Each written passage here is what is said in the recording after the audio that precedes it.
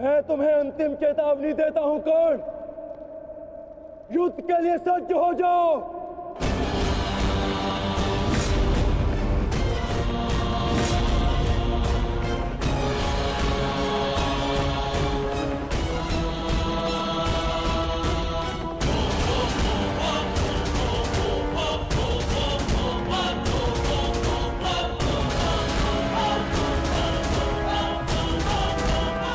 भद्रराज, मुझे मेरा विजय धनुष दीजिए। चेतावनी का समय समाप्त हुआ पार्थ। बाण संधान करो।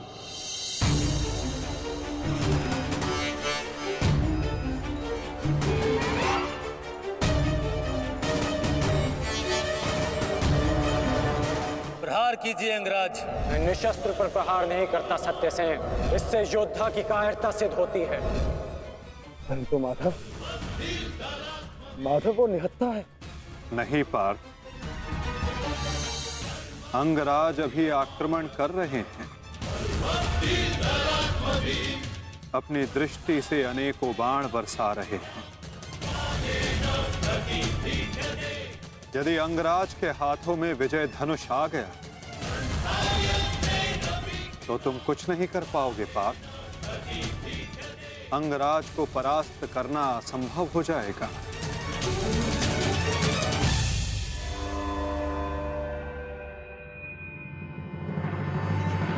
प्रहार करो पार्थ,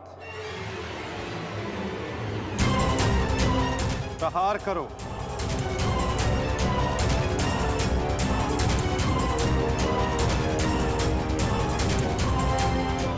अपने मार्गदर्शक की आज्ञा का पालन करो पार्थ। अभिमन्यु की पीड़ा को स्मरण करो।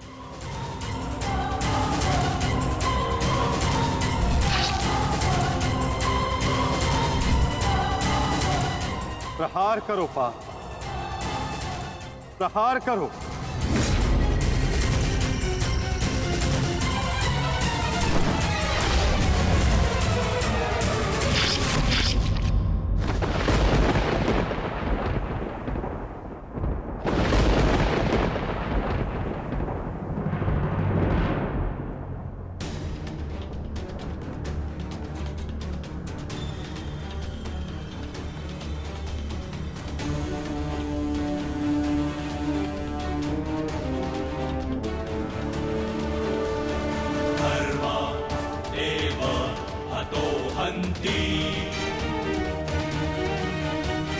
धर्मो रक्षति रक्षितः तस्मात् धर्मो न हन्त्यो। ये क्या है माधव? मानो धर्मो हतो वधि। अधर्म की नींव को गिराने के लिए भवन के सुंदर कंगूरे का भी अंत करना पड़ता है कर्ण। धर्ममेव हतो हन्ति, धर्मो रक्षति रक्षितः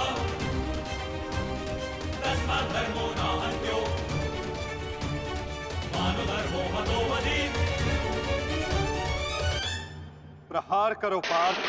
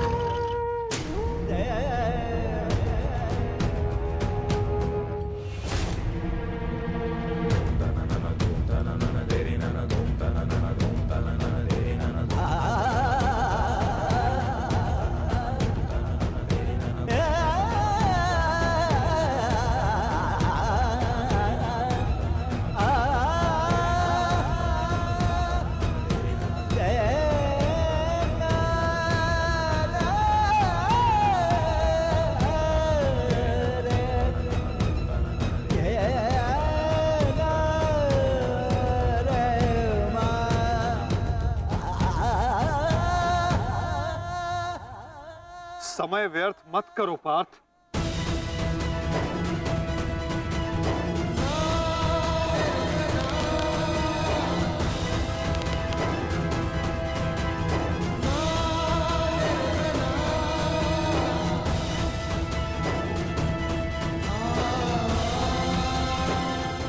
प्रहार करो।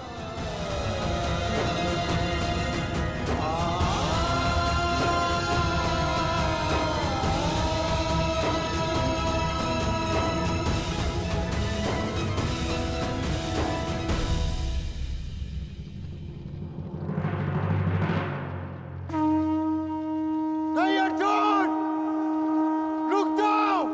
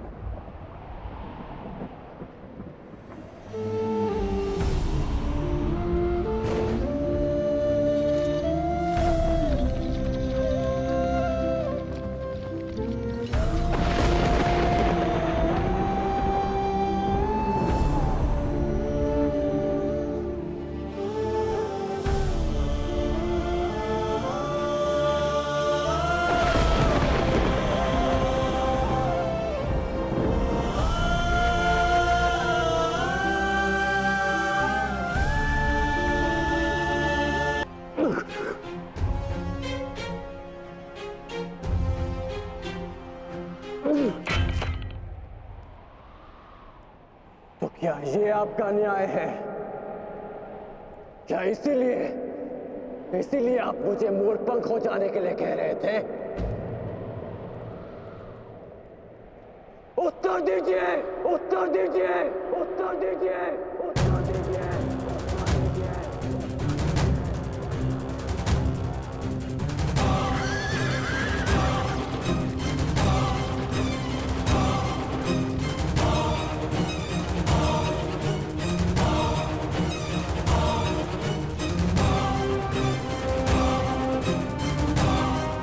उत्तर दीजिए माधव।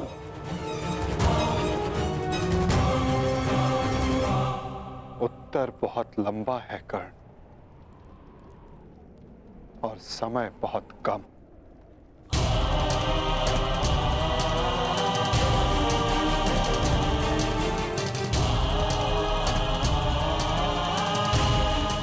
परंतु अपने मित्र के प्रश्नों का उत्तर मैं अवश्य दूंगा।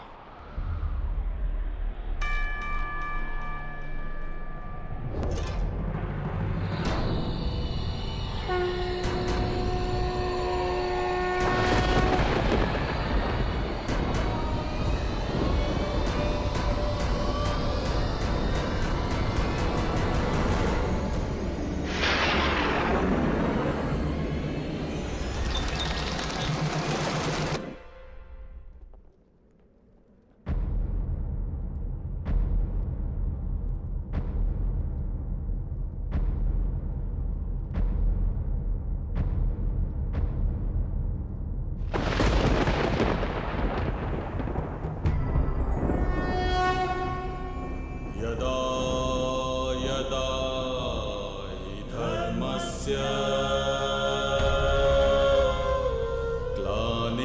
ग्लानिर्भवति भारत अभ्युत्थानम् अधर्मस्य तदात्मानं सृजाम्यहम्।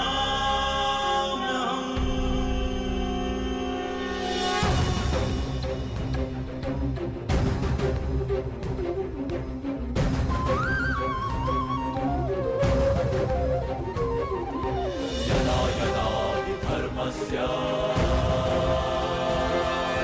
ग्लानिर्भवति भारत अभ्युत्थानमधर्मस्य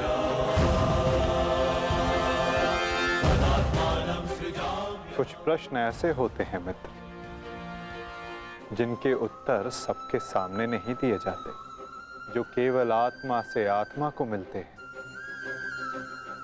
अब समय थम गया है, पूछो, क्या प्रश्न है तुम्हारे मन में?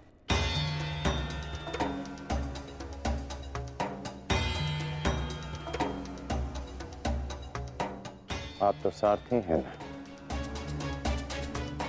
अपने रथी का मन पढ़ लेते हैं, तो पढ़ लीजिए।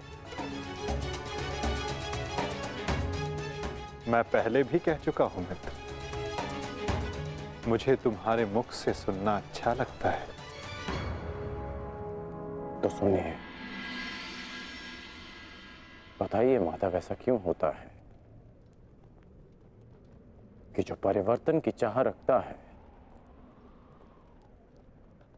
उसे समाज का क्रोध क्यों सहना पड़ता है? समय तो स्वयं बदलता है ना, तो वो परिवर्तन का विरोध क्यों करता है? परिवर्तित होना समय की प्रकृति है मित्र, और परिवर्तन का विरोध करना अधिकतर लोगों की प्रकृति।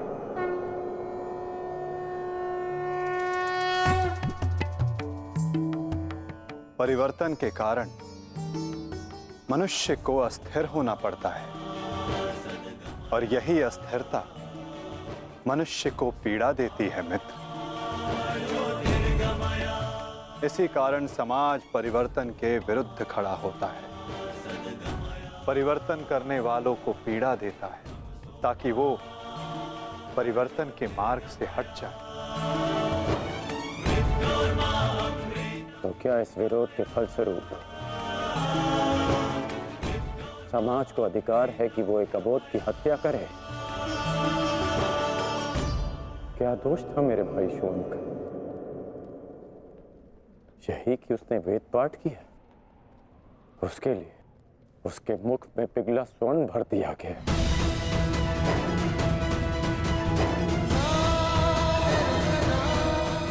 क्या कोई विद्या सीखना दोष है माधव? आप ही कहते हैं ना कि सबकी आत्मा एक है। यदि ऐसा है माधव, तो शरीर को जाति के बंधनों में क्यों बांधा जाता है? क्यों गुरु द्रोण ने मुझे जाति के नाम पर शिक्षा नहीं दी? मैं केवल और केवल राजकुमारों को ही शिक्षा देता हूँ। विश्व के इतने घातक अस्त्र होने के पश्चात भी रंगभूमि में क्यों मुझे प्रदर्शन करने से रोका गया? तुम्हें द्वंद्व की अनुमति कदापि नहीं मिल सकती। अर्जुन कुरुवंशी है, अर्जुन क्षत्रिय है, अर्जुन राजकुमार है, और तुम केवल एक सूत पुत्र हो। सूत पुत्र।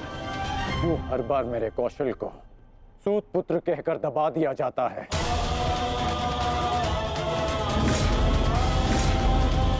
ठहरो, मैं एक सूत पुत्र से विवाह नहीं करूंगी। बताइए माधव, क्यों होता है मेरे साथ ऐसा?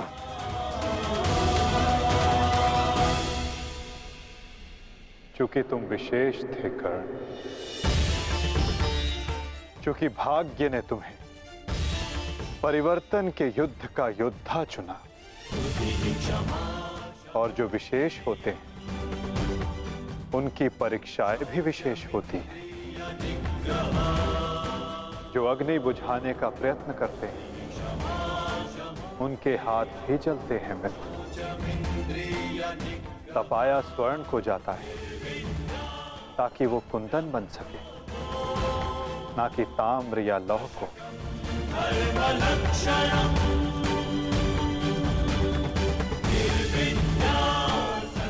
मेरी दृष्टि से देखो मित्र, आज तुमसे बड़ा पराक्रमी, तुमसे बड़ा शूरवीर और कोई नहीं मेरी दृष्टि में। अर्जुन भी नहीं मित्र। परिवर्तन की चिंगारी जो तुमने संसार में लगाई है मित्र, वो एक दिन सूर्य बनकर समस्त संसार को अलौकित करेगी, संसार को आशा देगी। परंतु मेरे जीवन में आशा की किरण आप थे माधव। आप मेरी प्रेरणा थे, फिर क्यों अन्याय किया आपने मेरे साथ? आप तो जानते थे ना कि मैं सूत पुत्र नहीं हूं, फिर क्यों सदा मेरे और अर्जुन के द्वंद्व को रोका आपने? और आज भी युद्ध भूमि से दूर मुझे आप यहां ले आए। क्यों धर्म के रथ पर बैठकर आपने अधर्म का बाण चलाया? क्यों माधव?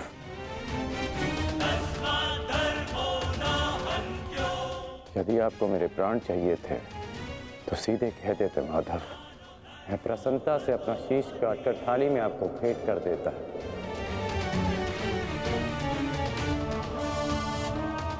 क्यों ये छल किया आपने? जब मैं रथ विहीन था तो क्यों मुझ पर प्रहार करवाया? क्या ये धर्म स्थापना है? क्या ये आपके अवतार का उद्देश्य है? बोलिए माधव।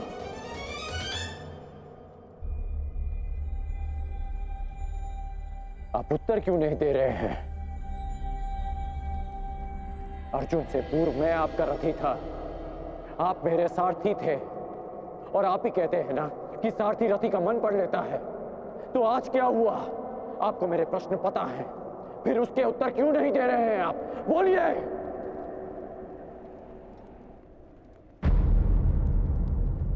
सारथी और रथी भिन्न कहाँ होते हैं राधे? वो दोनों तो एक अंग होते हैं। जब एक सारथी अपने रथी के मन में उठने वाले प्रश्नों को समझ जाता है, तो क्या रथी को अपने प्रश्नों का उत्तर अभी तक नहीं मिला? मैं परशुराम तुम्हें श्राप देता हूं। जिस समय तुम्हें इन दिव्यास्त्रों की सबसे अधिक आवश्यकता होगी, उस समय तुम इसके अनुसंधान की विधि भूल जाओगे। ब्रह्मास्त्र का आवाहन भूलने पर भी तुम्हें भान नहीं हुआ मित्र कि ये सब क्या है और क्यों हुआ?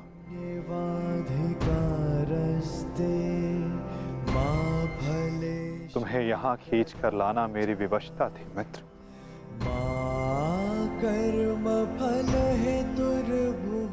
ताकि परिवर्तन के इस शरीर पर श्रापों और पापों का बोझ उतारा जा सके।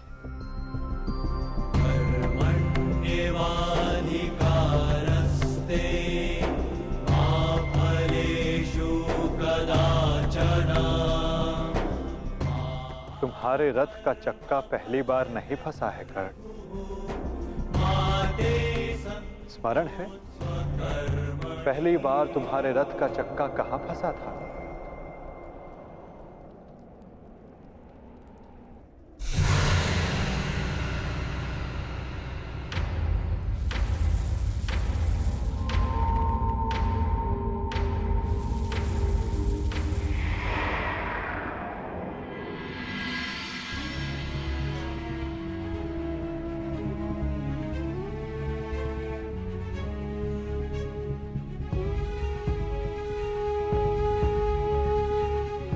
ये स्थान स्मरण है मित्र? स्मरण है कि हम किन परिस्थितियों में पहली बार मिले थे?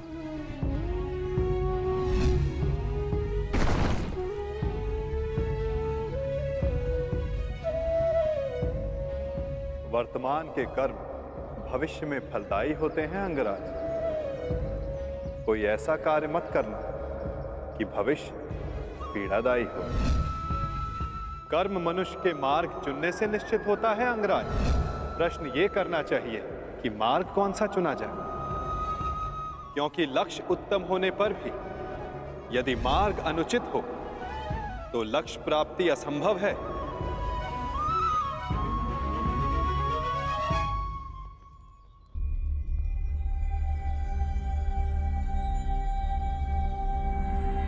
स्मरण है मुझे।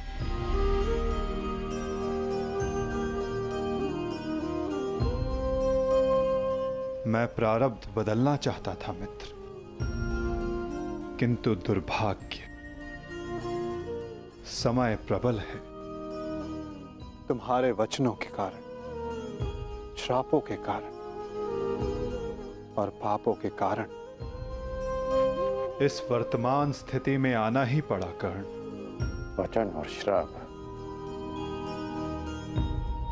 इन दोनों का बोझ मैं समझता हूं,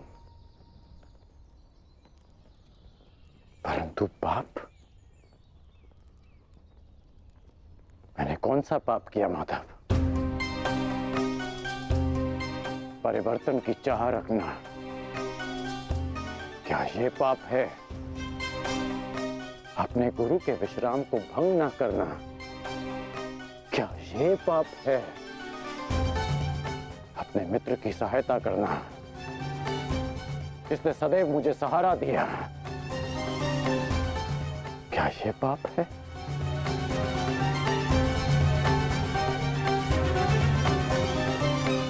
मौन क्यों हैं आप? बताइए। मौन, यही मौन तुम्हारा पाप था मित्र। तुम्हारी चुप्पी तुम्हारा अपराध था।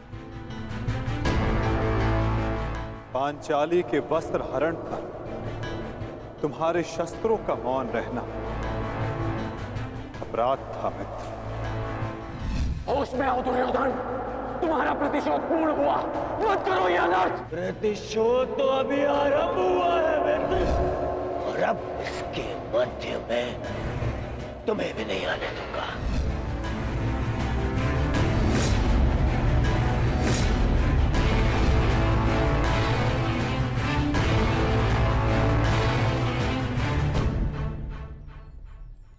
मनुष्यों से भूल होती है, स्वाभाविक है। पांडवों से भी हुई, किंतु वो मौन नहीं रहे।